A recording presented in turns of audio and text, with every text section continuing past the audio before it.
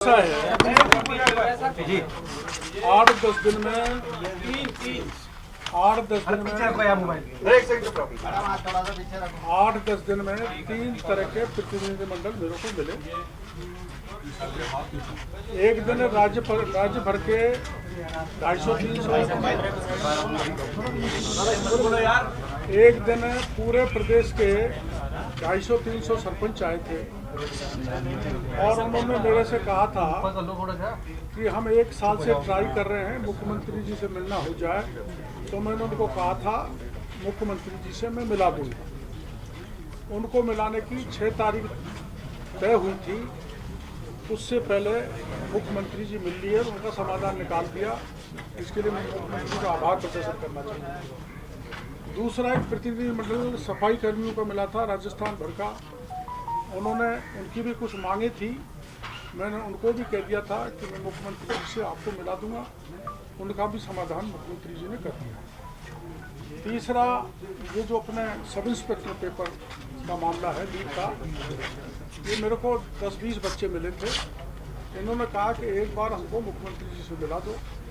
तो 5 तारीख मुख्यमंत्री जी से मिलाने की तय हुई थी कल।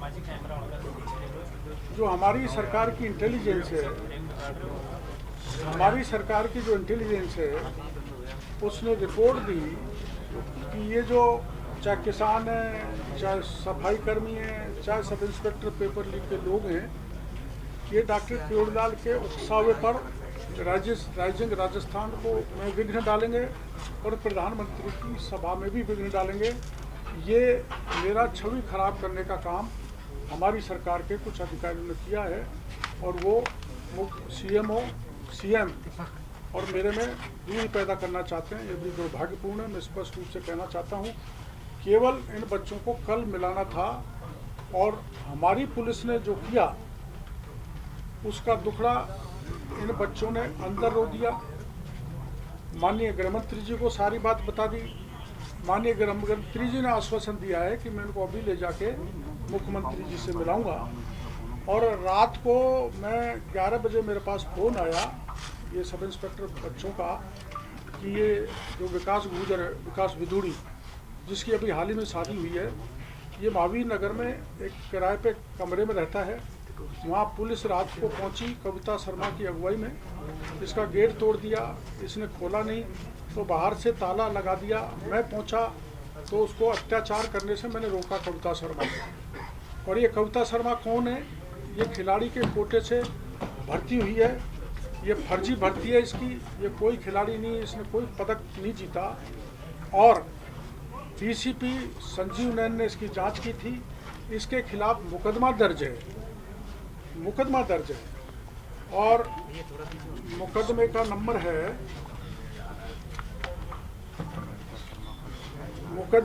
है 625/2017। इसकी जांच एटीएस ने की है और एटीएस ने यह प्रमाणित किया है कि ये कविता शर्मा दोषी है। और 2017 की जांच अब तक पड़ी हुई है। इसके खिलाफ कार्रवाई करना तो दूर की बात, इसको जयपुर जैसे महानगर में एक थाने का इंचार्ज बना रखा है। 16 सीसी या जिसके खिलाफ मुकदमा दर्ज होता है या चार्जशीटेड होता है, उसको कोई फील्ड पोस्टिंग नहीं मिलती है। इसने रात को अत्याचार किया। एक लड़की जो कंवारी है, ये थाना गाजी की रहने वाली है, अपने सब इंस्पेक्टर आरएस की परीक्षा की सब इंस्पेक्टर आरएस की परीक्षा की तैयारी कर रही थी। इसका कोई दोष नहीं है। इसको ये घर पर 3 मेल और कविता खुद गई, इनसे धक्का मुक्की की, बाप को कुछ जवाब बताया नहीं और रात के 11:30 बजे इसको उठा के कविता शर्मा ले गई। घंटों तक इसको गाड़ी में बैठाए रखा। मैं इसको छुड़ा के लाया और इनके पिताजी को जाके इस बच्ची को सुपुर्द किया। इसकी आप बीती ये है, ये विदुड़ी और उसकी धर्मपत्नी है, इनसे सुन लो। ये मैं यही मंत्री जी को कहने आया हूँ कि ये आप मुख्यमंत्री जी को बताएं और मेरी मंत्री जी से मांगे कि कविता जो चार्जशीटेड है, जिस पे मुकदमा दर्ज है, कौन से थाने में दर्ज है? जोंटवाड़ा में दर्ज है। और एक महिला के फ्लैट पर फ्लैट और ज़मीन पे कब्जा कर रखा है, वो इसके डर के माँ के कलकत्ता भाग गई। उसको भी मैं कल आपके सामने पेश करूँगा, तो आपको सच्चाई सामने आ जाएगी। तो मेरी मुख्यमंत्री जी से मांगे, गृह मंत्री जी से मांगे कि इस कविता को गिरफ्तार करें, क्योंकि कानून से बड़ा कोई नहीं है। मेरे पे भी मुकदमा दर्ज होगा तो मैं गिरफ्तार हूँगा। कविता शर्मा जो फर्जी नौकरी से लगी है वो इतनी बड़ी नहीं है कि वो गिरफ्तार नहीं हो, उसको गिरफ्तार किया जाए। और इनके खिलाफ जो रात में बिना सूचना के घर में घुस के कार्रवाई की है, उसके संबंध में भी जो दोषी है उनको खिलाफ कार्रवाई करें और SI पेपर रद्द करें। डॉक्टर साहब चूक कैसे हो गई? डॉक्टर साहब ये दागी अधिकारी रखे चूक कैसे हो गई?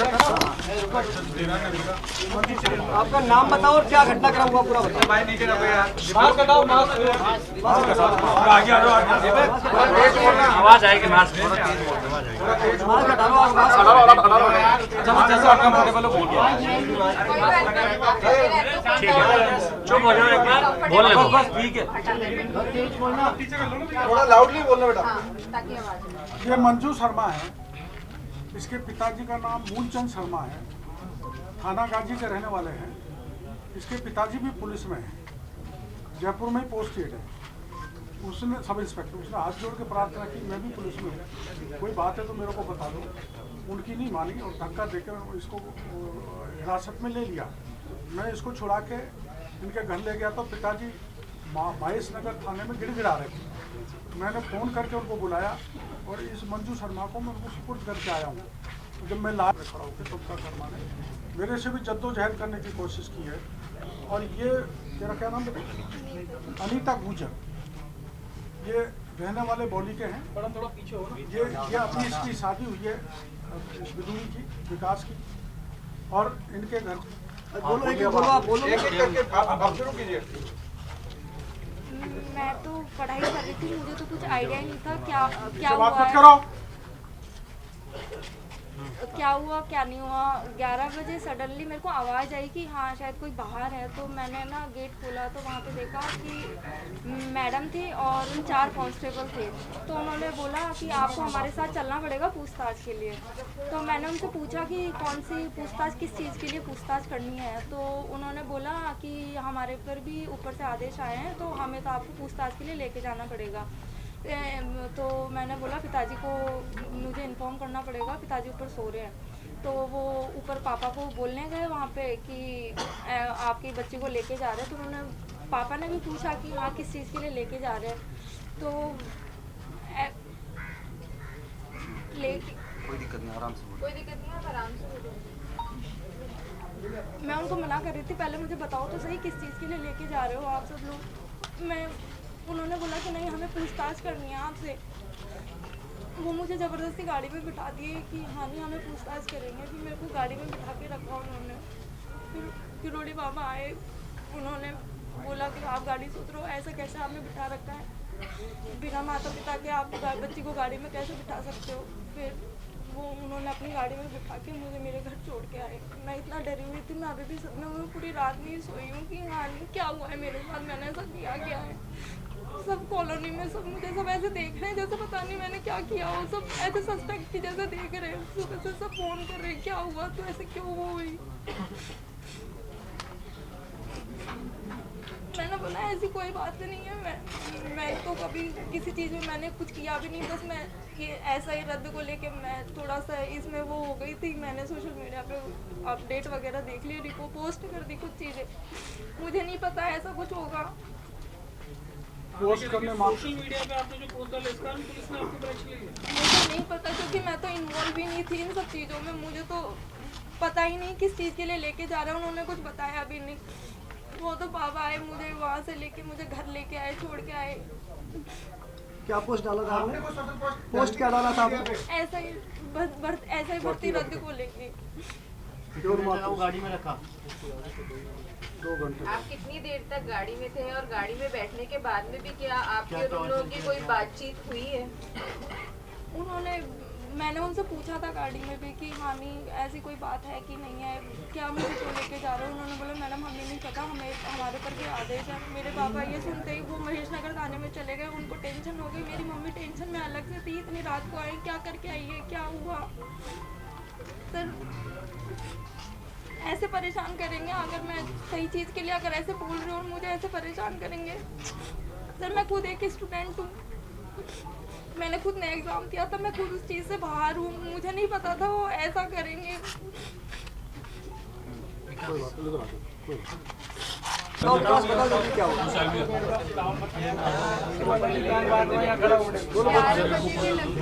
एक मिनट भाई रुक लो, एक बाकी आप चुप हो तो यार सारे लोग साइलेंट रह जाएंगे एक बार।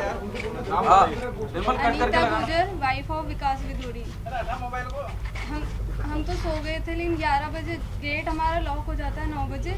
वो 11 बजे गेट कूद के आए थे पुलिस वाले, फिर ऊपर आके हमारे गेट बजाने लगे, जोर जोर से गालियाँ करने लगे। इस तरीके से कर रहे थे, हम क्या क्रिमिनल है क्या? कोई न्याय के साथ लड़ाई करना कोई गलत बात है क्या? और बहुत गंदी गंदी गालियाँ बक रहे थे, गेट के लात मार रहे थे, खिड़की तोड़ दी, फिर बाद में लॉक लगा के चले गए थे। फिर बाबा को किसी ने इन्फॉर्म किया तो वो आए थे हमारे पास बचाने के लिए। विकास आप बताओ। सर मैं बात इतनी सी है कि मैं ऐसा ही बढ़ती रद्द आंदोलन को लेकर थोड़ा सा सक्रिय हूँ। मेरा दोष सिर्फ इतना सा है, मेरी बहन मंजू का दोष इतना सा है कि इस भ्रष्टाचार के खिलाफ हम आवाज़ उठा रहे हैं। और हमारा दोष ये है कि जो सरकार ने रिकमेंडेशन की, हम उसी बात को दोहरा रहे हैं कि आपकी सरकार ने जो जांचें कर दी, एसओजी, पीएचक्यू और एजी ने जो सब कुछ कर दी, सरकार को रिकमेंड कर दिया, तो आप उस पर कार्रवाई क्यों नहीं कर रहे? जब पिछले 4-5 दिनों से हम इतने डरे हुए हैं, सहमे हुए हैं, हर बार फ़ोन किया जाता है, धमकियां दी जाती है। और रात को जब कल ये 11-11:15 बजे ये लोग आए तो गेट फांद कर आए, फिर ऊपर चढ़े तो इन्होंने गेट को तोड़ने का पूरा प्रयास किया, लात मारी, एक खिड़की को पूरा तोड़ दिया। और जब हम डरे हुए सहमे हुए थे तो हम निकले नहीं। मैंने मेरे मित्र को सूचित किया, उन्होंने किरोड़ी बाबा को सूचित किया, तब जाके बाबा आए और तब तक वो बाहर से लोग आके चले गए थे। हमारा दोष इतना सा है कि हम ये न्याय की गुहार लगा रहे हैं, बस इतना सा दोष है क्या हमारा कि हम न्याय के लिए नहीं लड़ सकते क्या? कि एसआई भर्ती में इतना बड़ा घोटाला हो गया, जब 30 दिन पहले पेपर लीक हो गया। मुख्यमंत्री जी की मैं भाषण सुनता हूँ, आए दिन कहते हैं कि अभी बंसी बजी है, चक्कर चलना बाकी है। तो मुख्यमंत्री वो चक्कर हमारे युवाओं के ऊपर मत चलाओ, हम लाइब्रेरी में और बैठकर पढ़ने वाले स्टूडेंट, वो चक्कर चलाना है तो उन आरपीएससी के मेंबरों के ऊपर चलाओ, जिनका नाम एसओजी ने अपनी चार्जशीट में दे दिया है, उन अध्यक्षों के ऊपर चलाओ, उन पर कार्रवाई करो ना। हम आम छात्र पर क्यों कार्रवाई कर रहे हो आप? कल दर्जनों छात्रों को अलग अलग जगह से उठाया, हर छात्र की क्या यही समस्या है क्या कि वो आंदोलन का हिस्सा है? 9 लाख स्टूडेंट है, हर व्यक्ति पीड़ित है इससे। साल भर हो गया, एसआईटी ने जांच मार्च में आरंभ कर दी थी, सारी रिपोर्ट दे दी, अब क्या बच गया? अब कुछ नहीं बचा। और इंटेलिजेंस के सारे इनपुट गलत हैं, वो देते हैं कि राइजिंग राजस्थान में कुछ करेंगे, प्रधानमंत्री जी 17 तारीख को आ रहे हैं, उसमें कुछ करेंगे। राइजिंग राजस्थान हमारा नहीं है क्या? हम नहीं चाहते क्या कि राजस्थान में इन्वेस्टमेंट आए? बेरोजगारी तभी तो खत्म होगी, इन्वेस्टर आएंगे तो। हमारा तो ऐसा कोई मकसद ही नहीं है। गलत इनपुट जाते हैं, ब्यूरोक्रेसी पूरी तरह से हावी है और सारी गलत सूचनाएं भेजती है, और उस तरीके से हमारे पास फ़ोन आते हैं और फ़ोन आके डराया धमकाया जाता है, मुकदमों में बताया जाता है कि ऐसे कर देंगे, तुम्हारा करियर खराब कर देंगे, किसी लायक नहीं रहोगे, नाक रगड़ लोगे तो भी तुम एग्जाम में बैठने लायक नहीं रहोगे। तो हमारा सिर्फ इतना दोष है कि हम इन भर्ती परीक्षाओं में जो धांधलेबाजी हो गई, इसकी सिर्फ आवाज़ उठा रहे हैं। आरपीएससी में 30 दिन पहले पेपर लीक हो गया, ये मैं तो नहीं कह रहा, आरपीएससी और सरकार की एसओजी की चार्जशीट कर रही है। करो ना आप उन पर कार्रवाई, उन पर क्यों कार्रवाई नहीं करते? हमारा सिर्फ इतना दोष है कि मैंने तो नहीं कहा आंदोलन करो। आप क्यों कहेंगे आंदोलन? आप सरकार का हिस्सा है। हमारा मकसद इतना था कि बाबा से जब पहले बात हुई थी कि 5 तारीख को मैं मुख्यमंत्री जी से मिलाऊंगा, हम सब लोग 5 तारीख को मुख्यमंत्री जी से मिलने के लिए बाबा के पास आ रहे थे। उससे पहले इनको क्या पता कौन से भगवान ने इनको इनपुट दे दिया, ऐसा इनपुट की राइजिंग राजस्थान में कुछ करेंगे। अभी 9, 10, 11 को होना है, हमारा ऐसा कोई मकसद ही नहीं है। प्रधानमंत्री जी की सभा में ये लोग कुछ करेंगे, हमारी यही काम रह गया कि हम लाइब्रेरी में बैठकर पढ़ने वाले स्टूडेंट, हम ये धरना प्रदर्शन करने के लिए थोड़ी बने। जब चार्जशीट में नाम आ गए तो आप उन लोगों पर कार्रवाई करो, हमें क्यों प्रताड़ित करते हो? रातों रात 11 बजे आते हैं, दिन में आते ना, दिन भर हम वहीं थे। विकास कितनी बार कल कोई प्रदर्शन की भी तैयारी थी क्या? कल के लिए 5 सर कोई प्रदर्शन की तैयारी नहीं थी। बाबा किरोड़ी बाबा मुख्यमंत्री जी से मिलाते, जिनकी आज मैडम साहब मिलवाएंगे हमें। विकास जी कितनी बार पुलिस आई रात को एक ही बार आई थी। मेरा नाम लादूराम गोदारा है। बात ऐसी है साथियों कि जब मैं और मेरा भाई साथी विकास विधूड़ी जब दोनों टंकी पर चढ़े थे तो 3 दिन हम भूखे प्यासे टंकी पर रहे, तो जयपुर में सरकार का कोई नुमाइंदा हमारा हाल पूछने नहीं आया। 2 साल से अपने भाई जगमोहन मीणा का चुनाव छोड़ के डॉक्टर किरोड़ी लाल जी हमारी सुध लेने वहाँ आए। इन्होंने हमें पूरा आश्वासन दिया था कि भाई आप लोग जो है नीचे उतर जाओ और मैं जो है मुख्यमंत्री जी से आपकी मुलाकात करूँगा। उसके बाद जो है थोड़ा वक्त लंबा बीत गया, हम लोग भी थोड़ी तबीयत खराब थी, बीमार हो गए थे। तो हम जो है अभी 1-2 दिन पहले डॉक्टर साहब से मिलने के लिए गए थे कि साहब आपने हमें आश्वासन दिया और सरकार हमारी कोई सुध नहीं ले रही, आप हमारी मुलाकात कराओ। तो इन्होंने कहा कि भाई एक दिन आप हमारे पास आ जाओ और मैं आपकी मुख्यमंत्री जी से मुलाकात करा दूंगा। तो हमने डिसाइड किया भाई 5 तारीख को जो है डॉक्टर साहब के घर चलेंगे और वो हमारे मुख्यमंत्री जी से मुलाकात करेंगे। लेकिन पता नहीं किन लोगों ने जो है आईपी के पास में जो पुलिस प्रशासन के बाद में गलत सूचना पहुंचा दी कि ये लोग जो है राजस्थान में ऐसा करेंगे नहीं करेंगे। ना हमने कोई इसके खिलाफ पोस्ट करी, ना कुछ नहीं किया। हम केवल और केवल हमारे साथियों से निवेदन कर रहे थे कि 5 तारीख को जो है डॉक्टर साहब के पास चलेंगे और सीएम साहब से मुलाकात कराएंगे। लेकिन प्रशासन के नुमाइंदों ने हमारे को 2-3 दिन से मेरे अलग अलग घर पे भी गए थे, सब कुछ किए थे, लेकिन मैं कहीं और जगह था। और उसके बाद मेरे घर पे भी इन्होंने पापा जी को इधर उधर जगह रात की 12-12 बजे मेरे गांव तक पुलिस गई है। गांव वाले लोग मेरे को फ़ोन करके कह रहे हैं कि तूने जयपुर में क्या कर दिया। घर वालों को फ़ोन करके कह रहे हैं कि इनके ऊपर जुर्माना लगा गया है, टंकी पे चढ़े तो इनके ऊपर मुकदमा है, वो यहाँ गुंडागर्दी करे। क्या लोकतंत्र में न्याय की आवाज़ लगाना भी गुनाह है क्या? हम लोगों ने क्या किया? इतना बड़ा फर्जीवाड़ा हुआ, हम लोग फर्जीवाड़ा के खिलाफ केवल आवाज़ उठा रहे थे। ना हमने कोई जो है ऐसा कोई बड़े प्रयास किया जिसके साथ हमारा मुकदमा भी दर्ज हो। तो मैं इतना ही कहना चाहता हूँ मुख्यमंत्री जी से कि आप जो है इस भर्ती पर जल्द से जल्द फैसला लीजिए और हमको प्रशासन द्वारा परेशान ना कर किया जाए। 9 तारीख को आंदोलन करने जा रहे हो? कोई आंदोलन नहीं कर रहा। अगर किसी के पास ऐसा कोई सूचना है तो वो गलत सूचना है। हमने कहीं ऐलान किया हो हमारी फोटो के साथ में या हमारे सोशल मीडिया के अकाउंट से तो हमें बता दीजिए। अगर हमारा कोई ऐसा होता तो हम जरूर इन्फॉर्म तो करते। ऐसा तो है नहीं कोई बच्चे अचानक से हमारे पास आते हैं। हमने केवल इतना आश्वासन दिया था, बच्चों से मिल रहे थे कि 5 तारीख को जो है डॉक्टर साहब ने हमें आश्वासन दिया तो हम डॉक्टर साहब के घर पे चलेंगे, डॉक्टर साहब हमारे को मंत्री जी से मिलाएंगे, सीएम साहब से।